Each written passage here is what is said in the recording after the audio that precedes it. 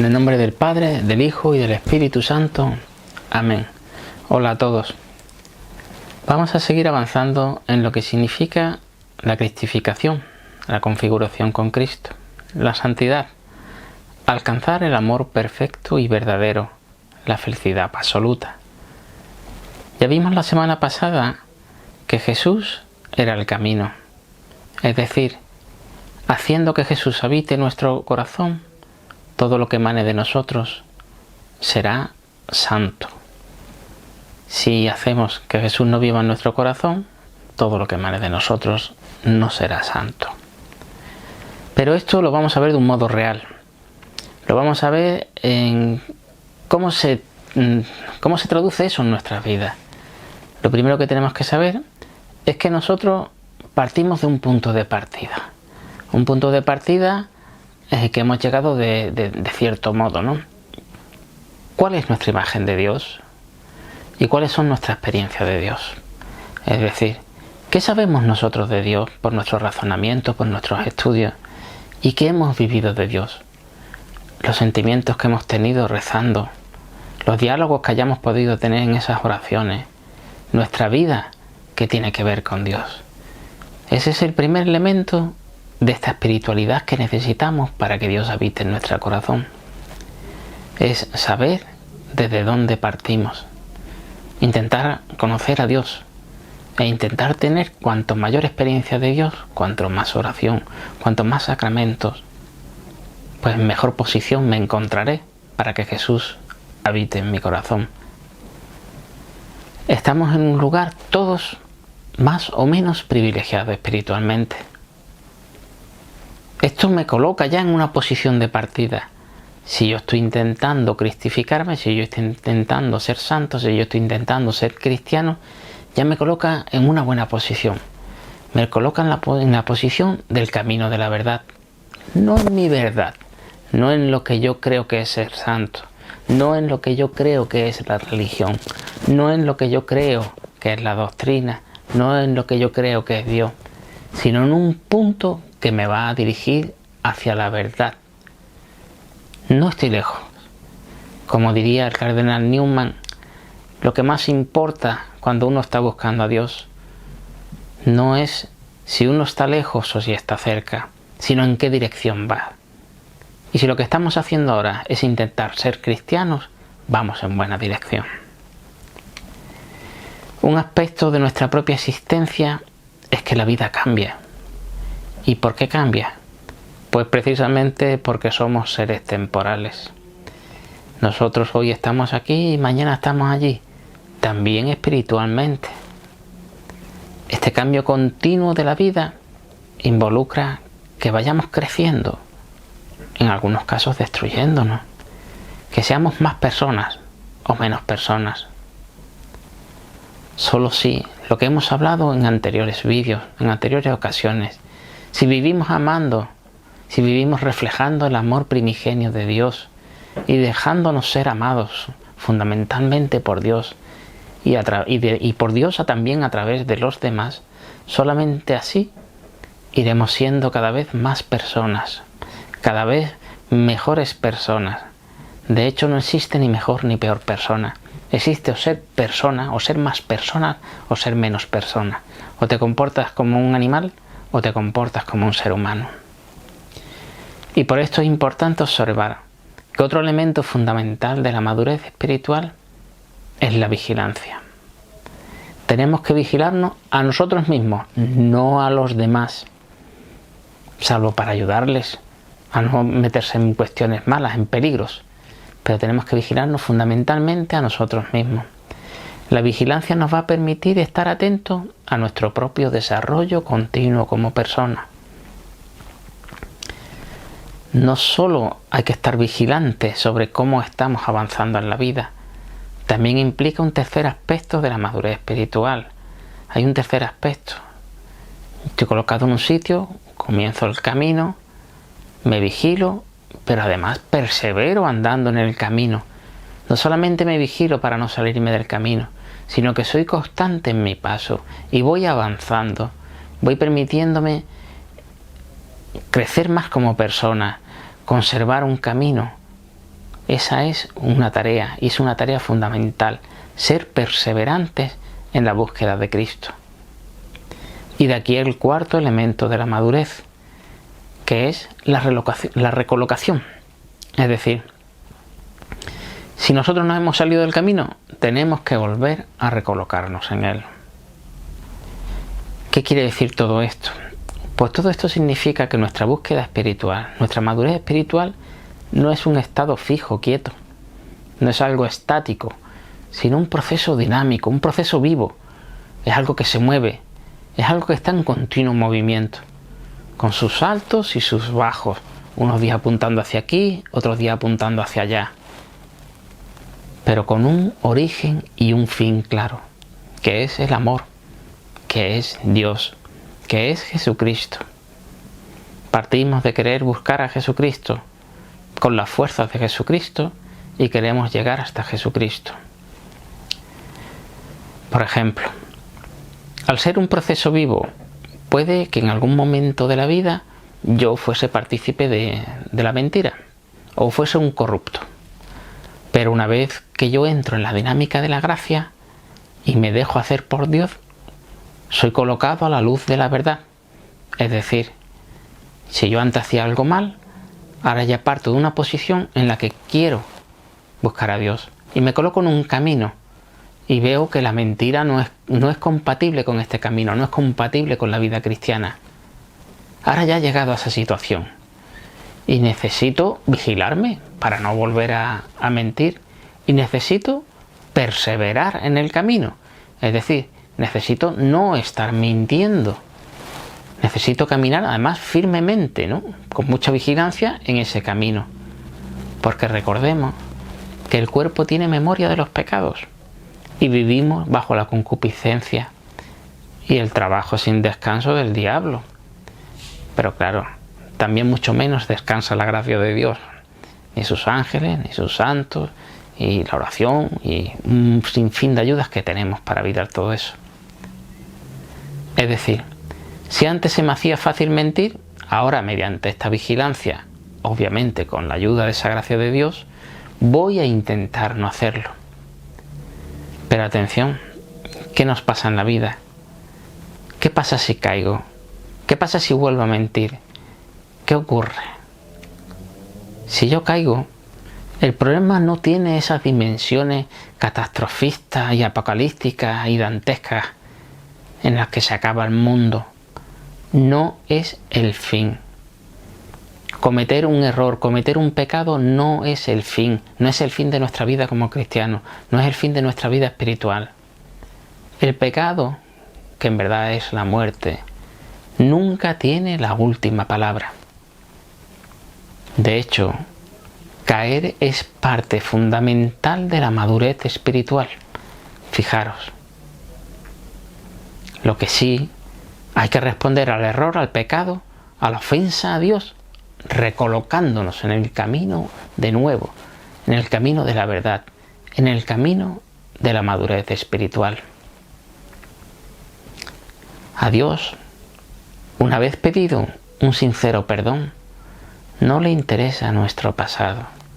No quiere saber nada, una vez que han sido perdonados nuestros pecados, de lo que pasó ayer, de lo que pasó cuando pasó ese pecado. A Él le interesa, una vez que nos ha dado el perdón, nuestro presente, quién eres ahora, y nuestro futuro, qué quieres hacer. Es más, a Dios solamente le interesa nuestro pasado para aplicarnos su misericordia sobre ese pasado. Cuando tú todavía no has pedido perdón, le interesa el pasado, pero solamente para aplicarnos misericordia, para perdonarnos. No perdamos de vista ni por un solo momento, nunca en nuestra vida, que Dios, nuestro Señor Jesucristo, se subió a la cruz por nuestros pasados, llenos de errores y de ofensas, al mismo Jesucristo. Y aun sabiendo todo esto, lo hizo voluntariamente. Fijaros lo que le importa a nuestro pasado, solo para subirse a la cruz, solo para perdonarnos. Una vez perdonado, no quiere saber nada, le interesamos hoy y mañana.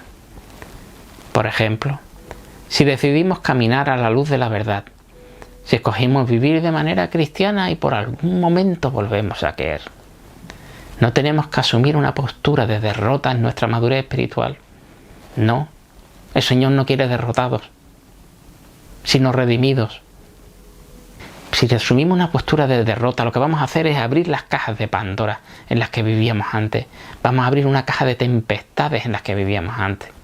Por ejemplo, si vuelvo a mentir, no me despreocupo más de que la mentira.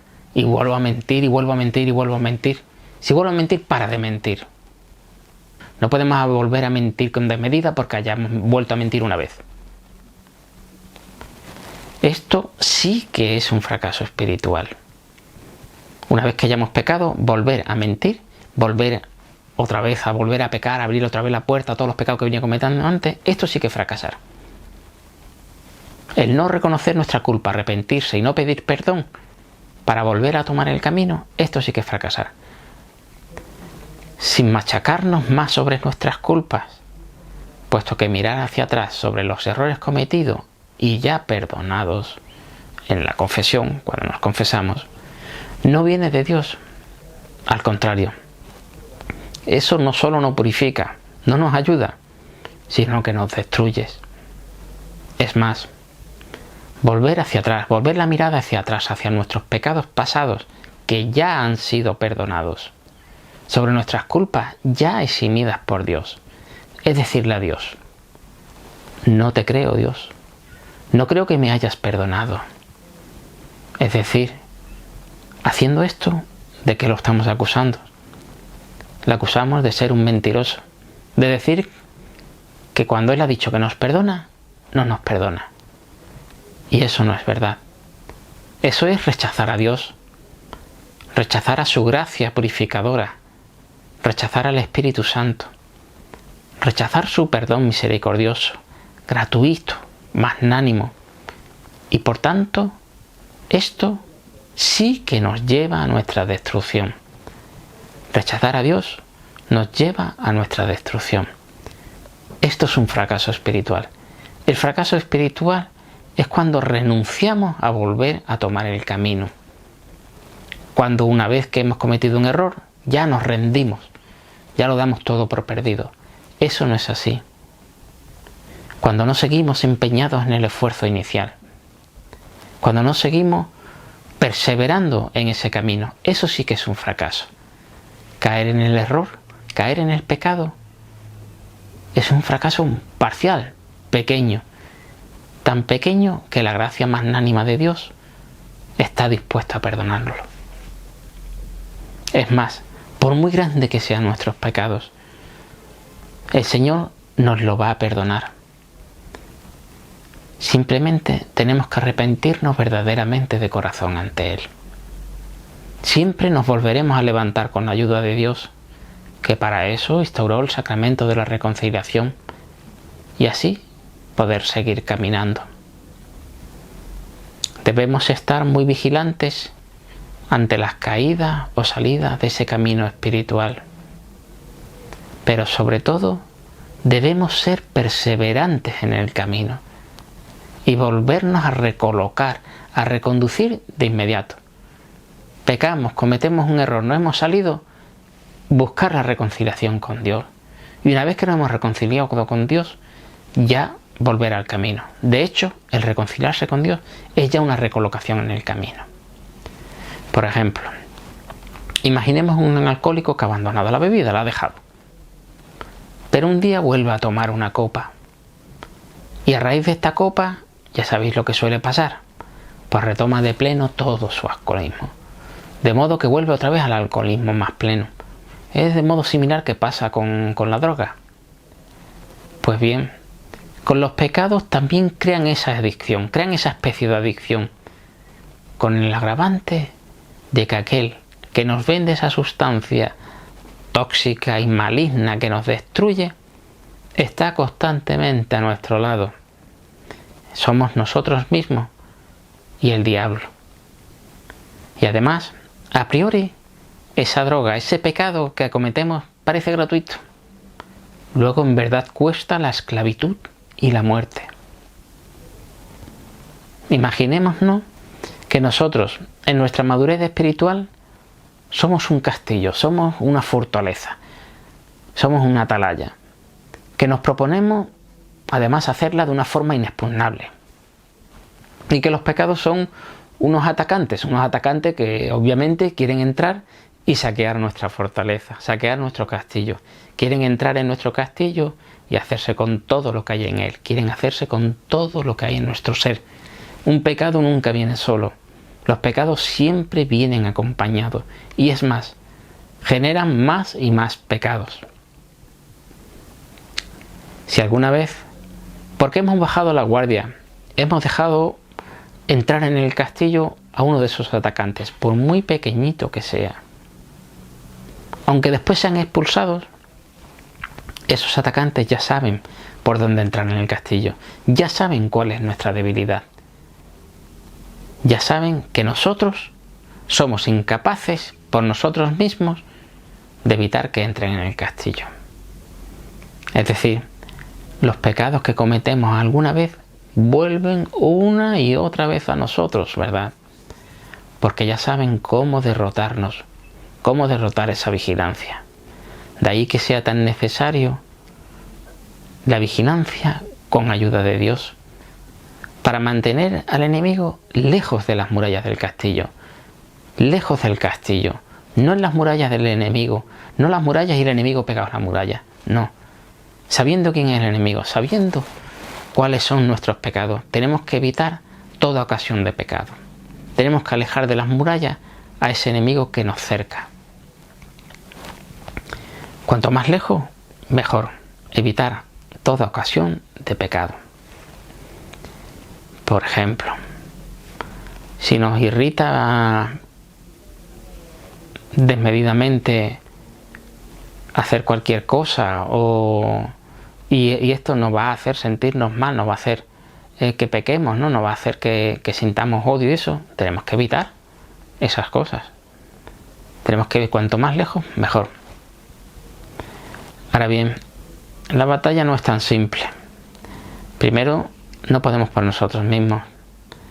Porque si estamos mirando y vigilando con todas nuestras fuerzas, con todo nuestro esfuerzo, centrados en un pecado, en un solo lado de la muralla, porque sabemos que entra por ahí y estamos ahí fijos con ese pecado, ¿no?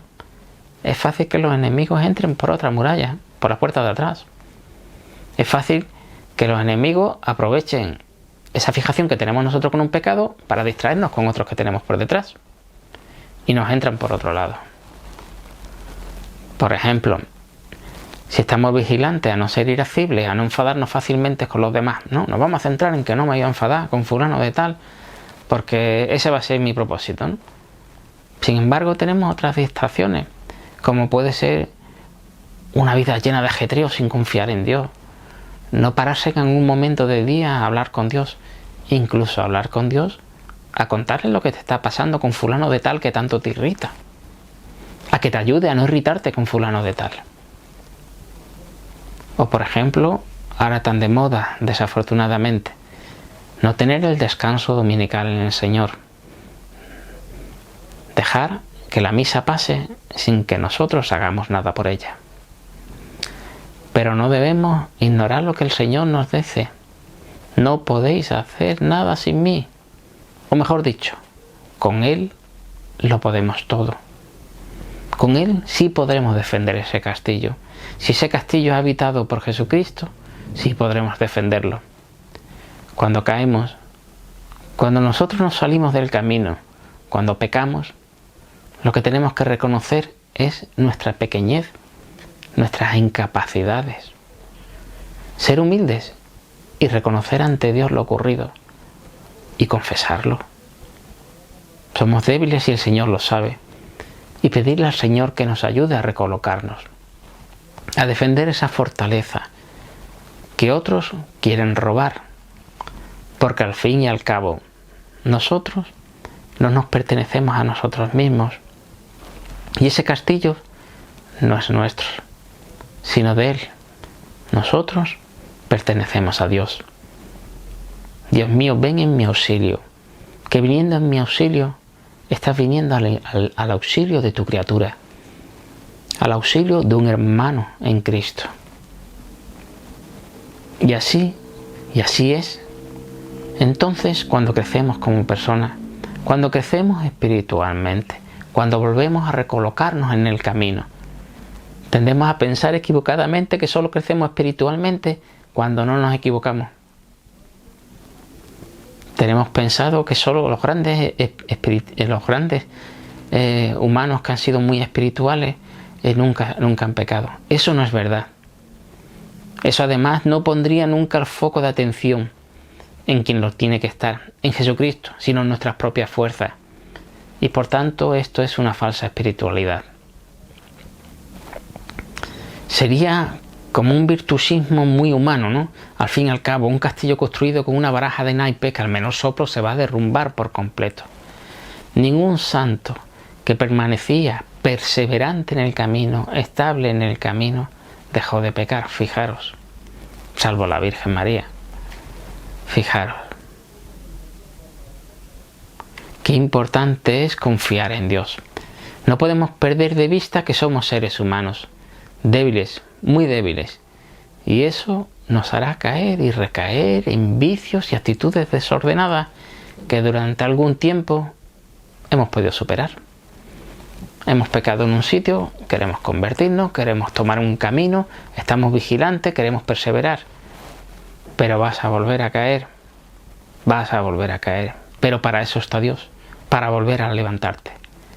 De hecho, la madurez espiritual se basa en nuestra miseria y en la misericordia de Dios. San Benito dice: jamás hay que desesperar de la misericordia divina. O dicho de otro modo, la verdad, la realidad, es que antes nos cansaremos nosotros de pecar que Dios de perdonarnos. Esto creo que lo dijo Santa Teresa de Ávila. Por ejemplo, imaginémonos que durante mucho tiempo alguien ha sido un ladrón, pero se da cuenta de que eso no es cristiano, eso no está bien, y acomete un camino de madurez espiritual, pero vuelve a caer. Pues bien, lo que tiene que hacer no es volver a empezar a robar otra vez ahí a lo loco, sino lo contrario, es aceptar que es pequeño, que es humilde, que es débil, que es una vasija de barro, aceptar su miseria y apelar a la misericordia de Dios para volver a caminar por la luz. No podemos dejar pasar la oportunidad de volver al camino. Cuando caemos, levantarnos. No podemos estar todo el tiempo a ver si se arregla eso por sí solo, porque una vez que nos salgamos del camino, si nosotros no nos arreglamos con Dios, si nosotros no pedimos perdón a Dios, si nosotros no queremos recuperar ese camino, no va a volver el camino. Sin embargo, fijaros que hemos dicho que somos muy débiles, vasijas de barro, imperfectos, pero Jesús nos dice: sed perfectos como vuestro Padre es perfecto. ¿Quién es perfecto? ¿Qué es ser perfecto? ¿A qué se refiere Jesús con esto? El hombre perfecto es aquel que nunca se cansa de intentarlo, sabiéndose miserable, pequeño y contando humildemente con la gracia de Dios. El hombre perfecto es aquel que nunca cesa de intentar caminar en el camino de la verdad. Es aquel que persevera en el camino, que sigue avanzando aunque se caiga, aunque se salga de él, lo vuelve a retomar, se vuelve a levantar. Ese es el hombre perfecto. No deja pasar ninguna salida del camino sin volver a intentar retomarlo. No deja pasar ninguna caída sin volver a intentar levantarse. Y todo siempre pidiéndole ayuda a Dios. No podemos pensar que hemos alcanzado tal nivel de perfección que estamos exentos de volver a caer o a recaer. Qué equivocados estamos. Seguimos siendo vasijas de barro por muy elevada que sea nuestra espiritualidad. Por mucho que recemos, por mucho que estemos en el camino, seguimos siendo víctimas de nosotros mismos, de nuestra debilidad. Simplemente debemos reconocer que esas caídas, esas salidas, son la dinámica la dinámica misma de nuestro crecimiento. Y a través de este crecimiento entenderemos muchas cosas. Por ejemplo, que los fracasos que podamos encontrar en nuestros caminos, nuestras faltas, grandes o pequeñas, leves o graves, nos enseñan a darnos cuenta que aún no hemos terminado. Nos enseñan nuestra pequeñez, nos enseñan a ser humildes. De hecho, nunca terminamos aquí en la tierra hasta la muerte. No terminamos hasta justo el instante mismo de morir. Desde que tenemos conciencia y distinción entre el bien y el mal, no podemos parar, no podemos dejar de perseverar en el camino. No podemos caernos y no levantarnos por muy mayores que seamos. Tenemos que seguir en ese camino, en ese combate, en esa lucha, en esa defensa del castillo, hasta que Dios nos dé ese último aliento de vida. En el nombre del Padre, del Hijo y del Espíritu Santo. Amén.